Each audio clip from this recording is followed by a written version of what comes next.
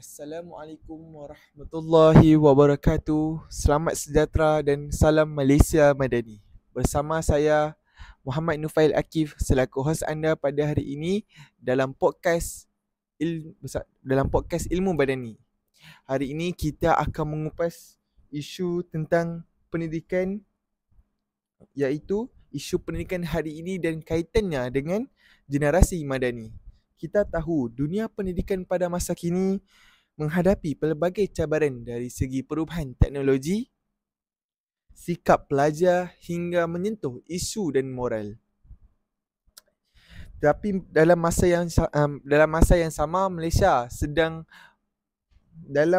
menuju ke arah pembangunan generasi madani. Oleh itu, kita akan mengupas isu pendidikan pada hari ini. Jadi saya membawa dua orang pensyarah daripada Institut Pendidikan Guru Kampus Tengku Ampuan Afzan. Jadi saya akan memperkenalkan pensyarah. Okay, Assalamualaikum warahmatullahi wabarakatuh dan salam sejahtera kepada para penonton sekalian. Okay, nama saya Muhammad Haikal Faiz bin Azmi atau lebih dikenali sebagai Haikal.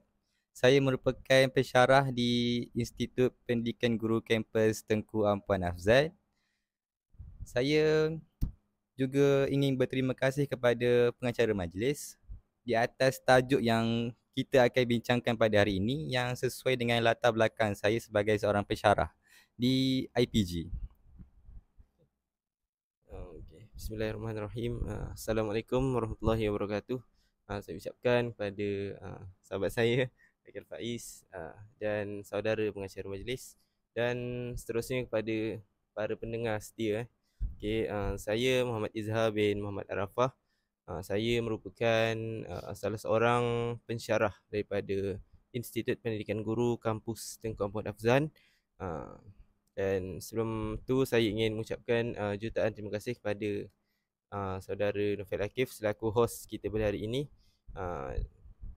atas jemputan saya untuk hadir ke podcast kali ini. Dan insya-Allah saya akan mencuba sedaya upaya saya untuk memberikan sedikit sebanyak pengetahuan saya berkaitan tajuk yang akan kita bicarakan pada hari ini. Okay.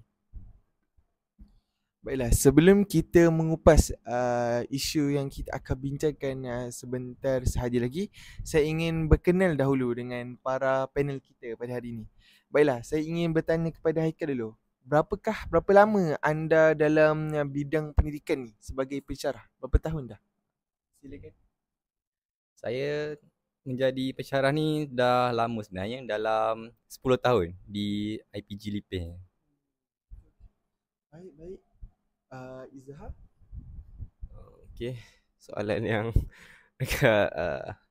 agak menarik juga sebab saya salah satu pensyarah yang kira baru juga. Saya baru bergabung dalam dalam bulatan pensyarah ni sebab saya baru dalam 3 tahun lah dalam pensyarah ni. Okay.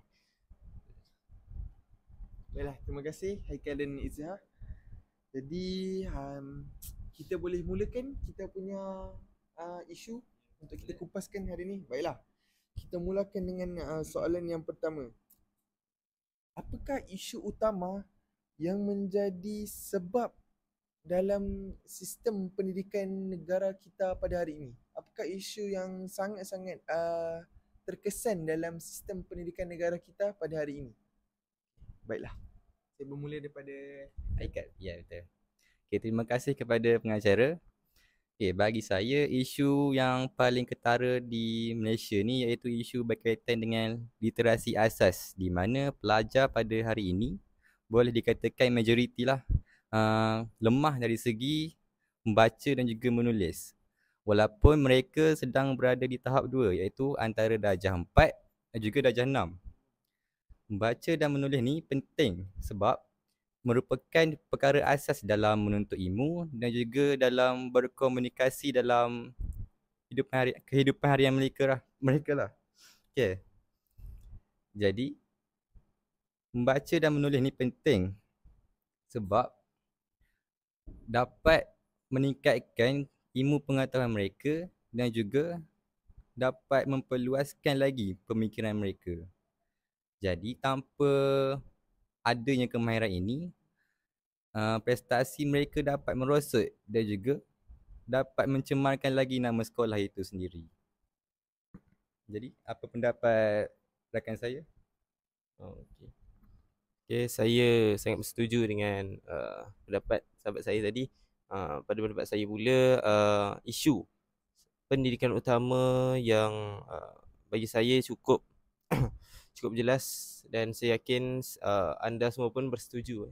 Okay, iaitu pengaruh daripada teknologi dan gadget. Okay, adakah betul? Komen betul. Okay, jadi hal ini saya katakan demikian kerana seperti yang kita sedia maklum, kecanggihan teknologi ni semakin berkembang pesat dari sehari ke sehari. Oleh itu, hal inilah yang menyebabkan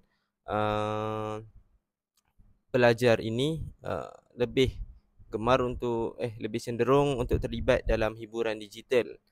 Sebagai contohnya, saya berikan pelajar ini lebih kerap untuk bermain permainan dalam talian dan terlibat secara langsung dalam permainan dalam aplikasi-aplikasi seperti TikTok, Instagram dan Twitter, yang menyebabkan mereka semakin lama semakin hanyut di bawah arus teknologi ini. Okay. Kesannya pelajar ini akan orang kata apa, akan mencalarkan imej diri mereka sendiri, kan, iaitu dengan mencacat celakan disiplin dan tumpuan mereka di dalam kelas, dan ini seterusnya akan memberikan orang kata apa, keputusan yang tidak cemerlang dalam peperiksaan yang dijalankan di sekolah. Dan lagi satu, selain itu saya ingin menambah, mungkin juga daripada faktor kurangnya sokongan emosi dan moral. Hal ini kerana seperti yang kita sedia maklum, tidak semua pelajar ini datangnya daripada latar belakang yang orang kata apa, sama, yang berada dalam dalam kelompok keluarga yang senang, kan. Jadi itu yang menyebabkan mereka ni kurang dari segi motivasi dan pelajar. Jadi dalam konteks ni, para gurulah kita ni lah yang perlu mengambil inisiatif untuk mengajar mereka, memberi sokongan yang penuh kepada mereka, supaya mereka semakin semangat untuk belajar. Okey, itulah pendapat saya. Baiklah, saya memang amat bersetuju lah dengan apa pendapat daripada pensyarah-pensyarah. Saya memang ibu bapa perlu memainkan peranan yang sangat penting dalam terhadap anak-anak. Lagi-lagi tentang bab pendidikan mereka, kan. Jadi walaupun kita ni, bagi saya lah, walaupun ibu bapa ni sesibuk apa sekalipun, jangan kita abaikan anak-anak kita dan sebagainya lah. Kita selalu mengambil cakna terhadap anak-anak kita. Baiklah, kita pergi kepada soalan yang kedua. Saya ingin bertanya kepada para panel, macam mana cara untuk mengaitkan pelajar pada hari ini dengan kerajaan madani? Baiklah, dipersilakan. Terima kasih kepada Akif di atas soalan yang menarik tersebut. Okay. Jadi macam ni. Generasi pada hari ini bukan sahaja perlu mahir dalam bidang akademik, tapi mereka juga haruslah mahir dalam bidang lain, misalnya dari segi akhlak dan juga empati. Okay. Contohnya, apabila mereka belajar subjek sains di sekolah, contohnya berkaitan dengan isu pencemaran alam sekitar. Isu pencemaran alam sekitar ni berlaku di atas banyak faktor lah. Misalnya, isu berkaitan dengan pembuangan sampah di merata tempat. Jadi perkara ni boleh mendatangkan kesan yang buruk lah. Contohnya banjir, hidupan akuatik pupus dan sebagainya. Jadi apabila murid-murid itu faham mengenai suatu isu, mereka dapat berhati-hatilah dan berjaga-jaga dalam melakukan sesuatu supaya kesan negatif tu dapat dielakkan. Okay. Ya, maksudnya di sini uh, dikaitkan pelajar dengan akhlak-akhlak dan empati yang baik. Betul. Dia terapkan nilai-nilai murni. Betul. Okay. Apa pendapat Musyawarah Izzah? Ya. Bagi kita tahu ni. Bagi Zah je. Okey. Seterusnya saya ingin mengupas sedikit dan kalau kita perasan tadi saudara host kita Akif tadi ada sebut pasal nak kaitkan dengan kerajaan Madani. Okey, tapi sebelum itu kita perlu tahu dulu Madani ni apa. Okey.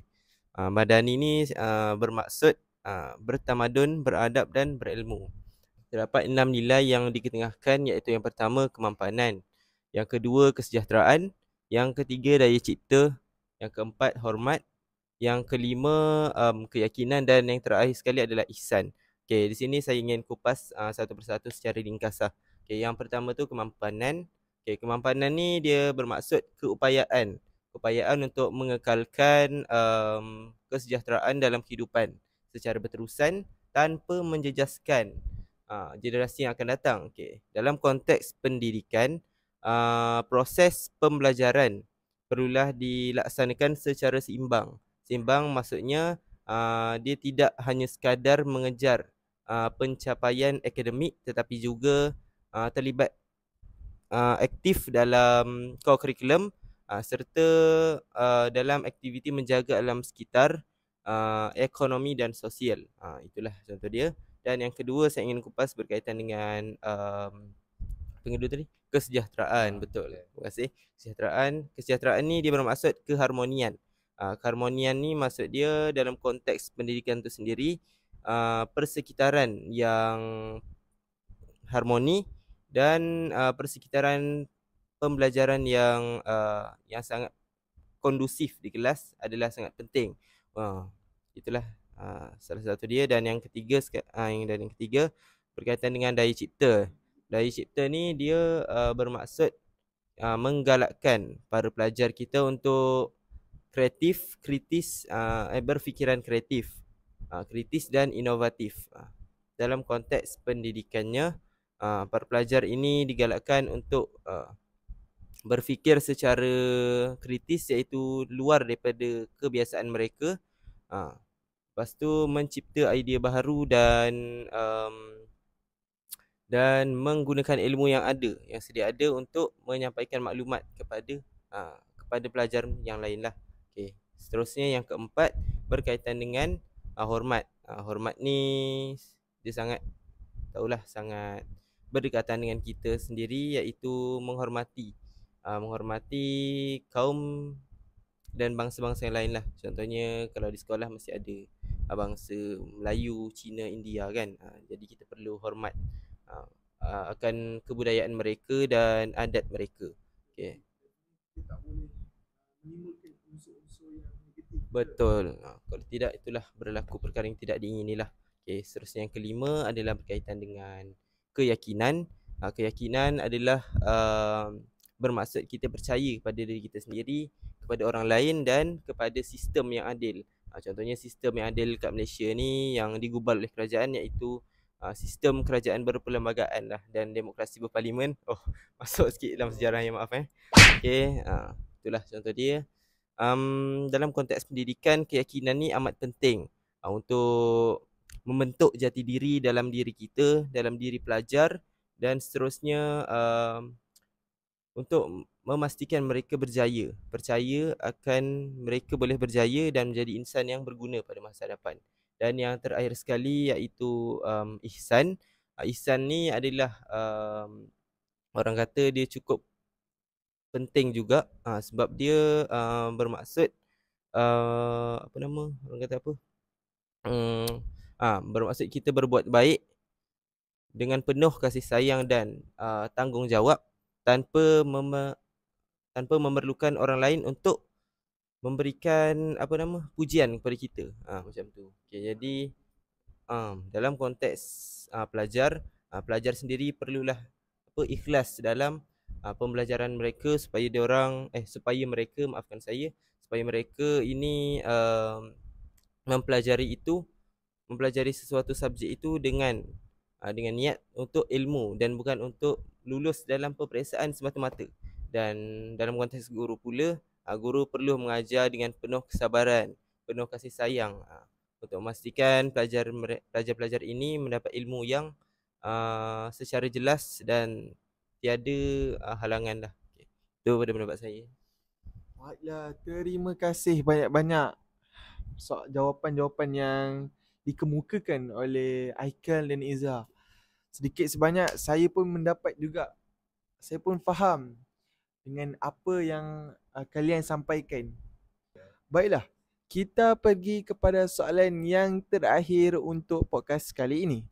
Soalannya berbunyi, apakah cabaran yang dihadapi oleh guru pada masa kini?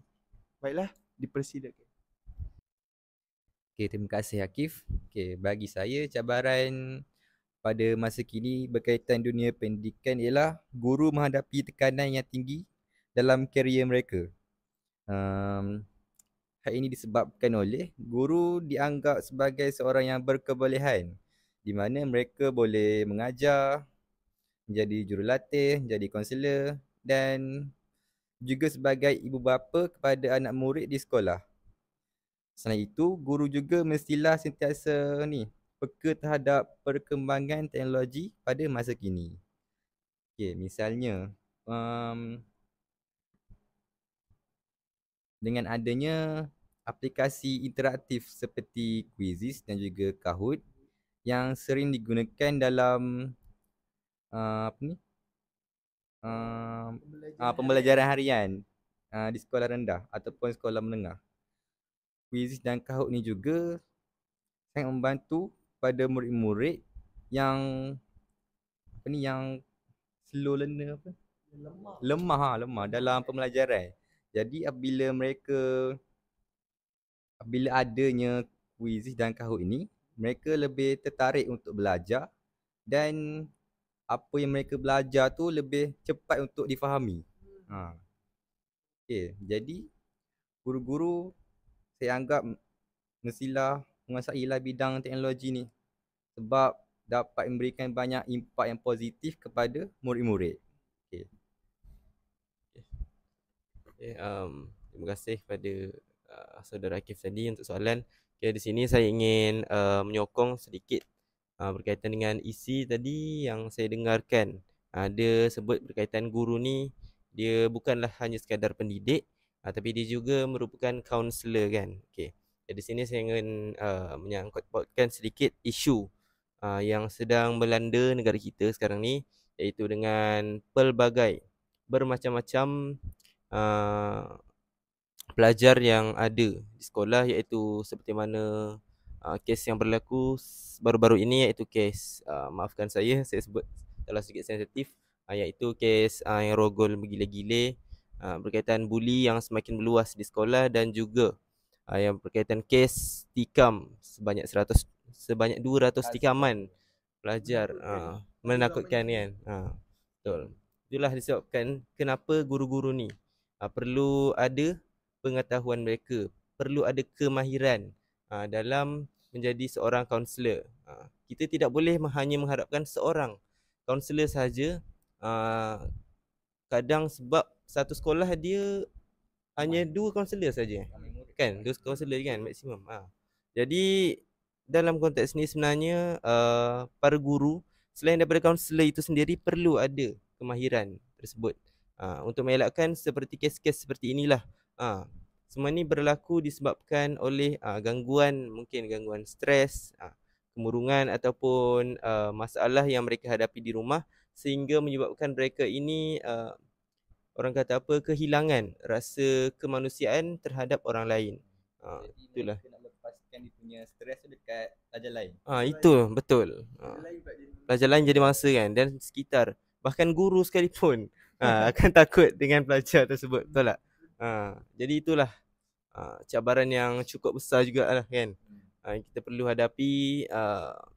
Sebab itulah kami di IPG ni kan, selaku pensyarah akan berusaha sedaya upayalah untuk mendidik guru-guru kami yang bakal menjadi guru ni menjadi seorang guru yang tidak hanya pintar dalam dalam mendidik, tetapi semua, insya-Allah kalau boleh semua dalam semua perkara, terutamanya yang berkaitan dengan pelajar di sekolah. Itulah yang saya ingin kupas. Baiklah, terima kasih atas jawapan yang dikemukakan oleh Haikal dan Izhar. Sebelum kita mengakhiri podcast untuk kali ini, kita pergi kepada satu lagi iaitu kesimpulan. Jadi tanpa melengahkan masa lagi, kita mulakan kesimpulan. Okay, terima kasih Akif atas soalan yang menarik tadi. Okay, bagi saya, secara kesimpulannya, guru dan murid ni haruslah menjadi ejen perubahan menuju Malaysia Madani yang harmoni dan juga berilmu. Okay, perkara ini tak mustahil pun untuk dilakukan jika masing-masing melaksanakan peranannya. Okay, guru haruslah mengajar anak murid ini dengan kasih sayang, keikhlasan dan juga dengan berdisiplin. Murid-murid ini juga haruslah semangat untuk belajar dan saling berbuat baik antara satu sama lain bagi mengelakkan berlakunya isu-isu seperti yang Encik Izhar cakap tadilah. Macam itulah. Okay, baik. Tibalah kita di sesi terakhir iaitu kesimpulan. Baiklah, saya ingin simpulkan bahawa pendidikan ni dia sangatlah penting, terutamanya kepada generasi madani pada hari ini. Hal ini saya katakan demikian kerana tanpa pendidikan, macam itulah, macam yang saya sebutkan tadi, sungguh-sungguhlah menyedihkan. Okay, jadi sebab itulah kita perlukan pendidikan untuk kita melangkah ke hadapan untuk menjadi orang yang betul orang dan bukannya menjadi syaitan, okay, yang menyakiti orang lain, yang memberikan bahaya kepada orang lain dan kepada orang di sekitar kita. Gitulah. Dan apakan daya, seperti mana kata peribahasa, kalau tidak dipecahkan ruyung, manakan dapat sagunya. Oleh itu kita semua, termasuk saya, pelajar, ibu bapa dan semua pihaklah harus bertungkus lumus dalam menjayakan apa jua aktiviti, program atau apapun majlis yang berkaitan dengan pendidikan. Secara keseluruhannya, pendidikan merupakan asas yang penting dalam pembentukan insan yang berilmu, berakhlak dan berdaya saing. Oleh itu, semua pihak perlu bekerjasama dalam memastikan sistem pendidikan di negara kita diperkukuh agar mampu melahirkan generasi yang berpengetahuan dan berintegriti tinggi. Justru itu juga kita haruslah menangani isu-isu dalam bidang pendidikan dengan bijak demi kemajuan negara. Jadi itu sahaja daripada saya dan para jemputan pada podcast kali ini. Kita berjumpa pada podcast yang akan datang. Sekian, wabillahi taufiq wal hidayah. Assalamualaikum warahmatullahi wabarakatuh. Dan salam Malaysia Madani. Bye.